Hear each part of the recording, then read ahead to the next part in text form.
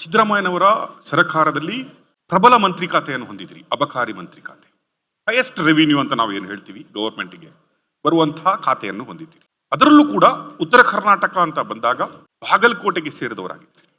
ಈಗ ನೀವು ಮುಖ್ಯಮಂತ್ರಿಯವರ ಕಾರ್ಯ ಸಂವಾದದಲ್ಲೇ ನೋಡಿದ್ದೀರಿ, ಜನಗಳು ಕೇಳುತ್ತಿರುವ ಕೂಗು ಯಾವುದು ಅಂದ್ರೆ ಕೃಷ್ಣಾ ಮೇಲ್ದಂಡೆ ಯೋಜನೆಯ ಬಗ್ಗೆ ಹೇಳ್ತಾರೆ. ಈಗಾಗಲೇ ಸಿದ್ದರಾಮಯ್ಯನವರು ಹೇಳಿದ್ರು, ಇವತ್ತು ಸಂಜೆ 4 ಗಂಟೆಗೆ ನಾನು ಅಲ್ಲಿಯ ರೈತರನ್ನೆಲ್ಲ ಒಂದು ಸಭೆ ಕರೆದಿದ್ದೀನಿ, ಅದರ ಮೇಲೆ ಡಿಸಿಷನ್ಗಳನ್ನು ತಗೋತೀನಿ ಅಂತ ಒಂದು ಮಾತನ್ನು ಹೇಳುವುದು. ನೀವು ಪ್ರಬುದ್ಧ ರಾಜಕಾರಣಿ ಮಾತಲ್ಲ, ಉತ್ತರ ಕೊಡುವ ಈ ಕಾರ್ಯಕ್ರಮಕ್ಕೆ ಬಂದಿದ್ದೀರಿ. ಈಗ ನಾನು ಕೇಳುವ ಮೊದಲ ಪ್ರಶ್ನೆ ನಿಮಗೆ, ಕೃಷ್ಣಾ ಮೇಲ್ದಂಡ ಯೋಜನೆ ಯಾಕಾಗಿ ಇಲ್ಲಿಯವರೆಗೆ ಇದೇ ರೀತಿಯಾಗಿ ಏನ್ ಹೇಳ್ತಿರಲ್ಲ, ಹಳಸಿ ಹೋಗಿದ ಯೋಜನೆ ಅಂತ ಹೇಳ್ತೀವಿ ನಾವು, ಆಗ್ತಾನೆ ಇಲ್ಲ.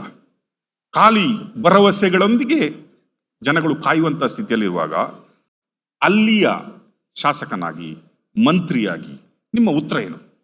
ಕೃಷ್ಣಾ ಜಲಭಾಗ್ಯ ನಿಗಮದ ಏನು ಕೃಷ್ಣಾ ಮುಳುಗಡೆ ಪ್ರದೇಶ ಏನಿದೆ, ಇದು ಇಷ್ಟು ವರ್ಷಗಳ ಯೋಜನೆಗಳಾಗಬಾರ್ದಾಗಿತ್ತು.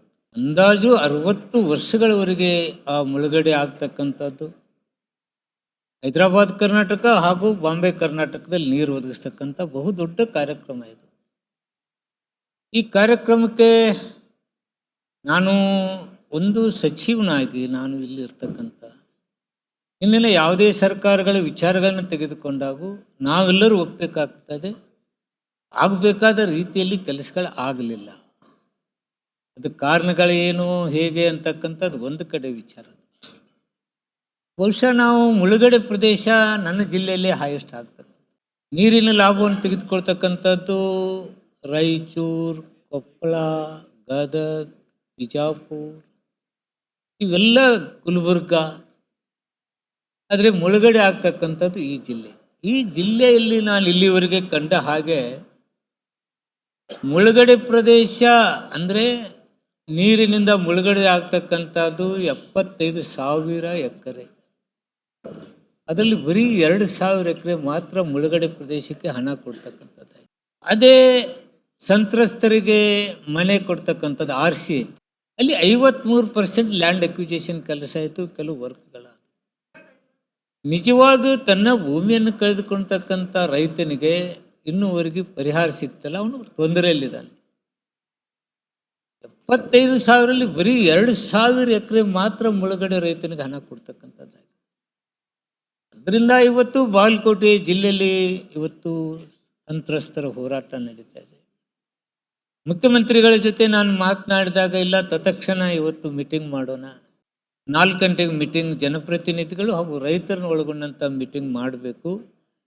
ಈ ಸಮಸ್ಯೆಗೆ ಪರಿಹಾರ ನಾವು ಕಂಡುಕೊಳ್ಳದೆ ಇದ್ದರೆ ಇದು ಪ್ರೊಜೆಕ್ಟೇ ಆಗಲಾದಂಥ ತೊಂದರೆಯಲ್ಲಿದೆ ಅಂತಕ್ಕಂಥ ಮಾತನ್ನು ಹೇಳಿದ್ದಾರೆ. ಇವತ್ತು 4 ಗಂಟೆಗೆ ಹಲವಾರು ಸಮಸ್ಯೆಗಳಿಗೆ ಪರಿಹಾರ ಸಿಗತ್ತೆ. ಮುಖ್ಯಮಂತ್ರಿಗಳ ಮೇಲೆ ಹಾಗೂ ನಮ್ಮ ಸರ್ಕಾರದಲ್ಲಿ ಒಂದು ಭರವಸೆ ಇದೆ. ಅದನ್ನು ಸತ್ಯ ಇದ್ದಷ್ಟು ಮಟ್ಟಿಗೆ ರೈತರಿಗೆ ಸಹಾಯ ಮಾಡ್ತಕ್ಕಂಥದ್ದು ಅಥವಾ ರೈತರಿಗೆ ಸಹಾಯ ಅಂತಕ್ಕಂಥ ಪ್ರಶ್ನೆ ಬರಲ್ಲ. ಅವ್ರು ಕಳ್ಕೊಂಡಂಥ ರೈತನಿಗೆ ಭೂಮಿ ಬೆಲೆ ಕೊಡಬೇಕು ಅಂತಕ್ಕಂಥ ಆದ್ಯ ಕರ್ತವ್ಯ ಸರ್ಕಾರಗಳದಿರುತ್ತೆ. ಅದು ನಾವು ಮಾಡಬೇಕಾಗತ್ತೆ. ಇವತ್ತು 4 ಗಂಟೆಗೆ ಅದಕ್ಕೊಂದು ಪರಿಹಾರ ಸಿಗುತ್ತೆ ಅಂತಕ್ಕಂಥ ಭಾವನೆ ನಂದು. ಇನ್ನೊಂದು ಕಡೆ ಬಂದ್ರೆ ಕೃಷ್ಣ, ಘಟಪ್ರಭಾ, ಮಲಪ್ರಭಾಗಳ ಬಂದ್ರೆ ನೀವು ನೋಡ್ತೀರಿ, ಅತಿವೃಷ್ಟಿ ಆದಾಗ ಏನಾಗುತ್ತೆ, ಪ್ರಭಾವಗಳು ಬಂದು ಯಾವ ರೀತಿಯ ಸಂಕಷ್ಟಕ್ಕೆ ಜನಗಳು ಸಿಕ್ಕಾಕೊಳ್ತಾರೆ ಅಂತ. ಅದಕ್ಕೂ ಒಂದು ರೀತಿಯ ಪರಿಹಾರ, ಶಾಶ್ವತವಾದ ಪರಿಹಾರವನ್ನು ಗೌರ್ಮೆಂಟ್ ಸರ್ಕಾರ ಕಂಡುಕೊಳ್ಳಿಕ್ಕಾಗಿಲ್ಲ ಅನ್ನುವ ಕೂಗು ಜನರಲ್ಲಿದೆ. ಸತ್ಯ ಅದು. ಪ್ರವಾಹ ಬಂದಾಗ ಮೊದಲಿನಕ್ಕಿಂತಲೂ ನೀರಿನ ಮಟ್ಟ ಎತ್ತರಗಾಗ್ತಾ ಇದೆ. ಅದು 5 ದಿವಸ 2 ದಿವಸದಲ್ಲೇ ನೀರು ಸರಿದು ಹೋಗ್ತಕ್ಕಂಥದ್ದು 10 ದಿವಸ 11 ದಿವಸವರೆಗೆ ನೀರು ನಿಲ್ತದೆ. ಇದರಿಂದ ಬೆಳೆಗಳೆಲ್ಲವೂ ನಾಶ ಆಗಿ ಹೋಗ್ಬಿಡುತ್ತೆ.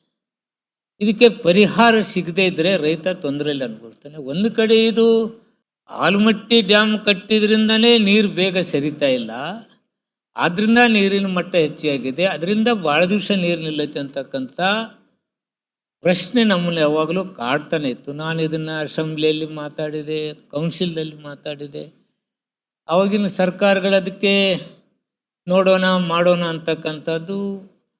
ಒಮ್ಮೆ ನಾವು ಒಂದು ಸಮಿತಿ ಮಾಡ್ತೀವಂತೂ ಹೇಳಿದರು, ಆದರೆ ಮಾಡಲಿಲ್ಲ.